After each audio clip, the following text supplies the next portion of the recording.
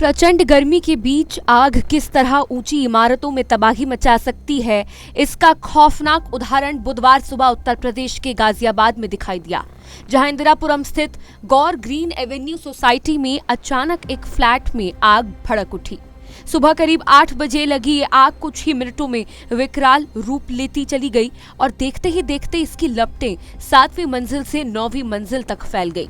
ऊंची ऊंची लपटें आसमान को छूती नजर आई और चारों तरफ काले धुएं का घना गुबार फैल गया। आग इतनी तेजी से फैली कि आसपास के कई फ्लैट इसकी चपेट में आ गए और लोगों के घरों में रखा कीमती सामान जैसे फ्रिज, एसी, वॉशिंग मशीन और फर्नीचर देखते ही देखते जलकर खाक हो गया। आग लगते ही सोसाइटी में अफरा तफरी मच गई और लोग जान बचाने के लिए अपने अपने फ्लैट छोड़कर बाहर की ओर भागने लगे।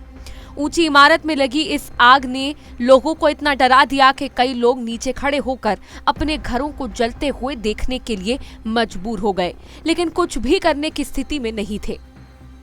शुरुआती जानकारी के मुताबिक आग लगने की वजह एसी का कंप्रेसर फटना बताया जा रहा है, जिसने चंद सेकंड में ही पूरे फ्लैट को अपनी चपेट में ले लिया और फिर तेज हवा के कारण आग तेजी से ऊपर की मंजिलों तक फैलती चली गई।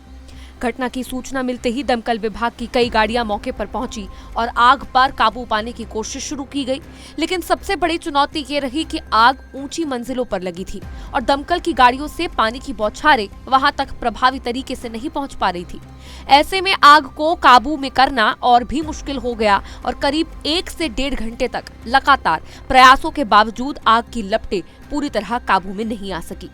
इस दौरान आसपास के फ्लैटों से भी पानी डालकर आग बुझाने की कोशिश की गई, लेकिन तेज हवाओं और ऊंचाई के कारण ये प्रयास भी नाकाम साबित हुए। प्रशासन ने एहतियात के तौर पर आसपास की इमारतों को खाली कराना शुरू कर दिया ताकि किसी तरह की जनहानि से बचा जा सके। राहत की बात यह रही कि इस पूरी घटना में अब तक किसी के हताहत होने की खबर सामने नहीं आई है, लेकिन जिस तरह से आग ने तेजी से कई मंजिलों को अपनी चपेट में लिया, उसने एक बार फिर ऊंची इमारतों में फायर सेफ्टी को लेकर गंभीर सवाल खड़े कर दिए हैं। नोएडा और गाजियाबाद जैसे शहरों में तेजी से बन रही हाई राइज सोसाइटियों में आग बुझाने के इंतजाम कितने कारगर हैं, ये घटना उसी की हकीकत बयान करती है। फिलहाल दमकल विभाग की टीम लगातार आग पर काबू पाने की कोशिश में जुटी हुई है और आग लगने के सही कारणों के साथ साथ हुए नुकसान का आकलन भी किया जा रहा है।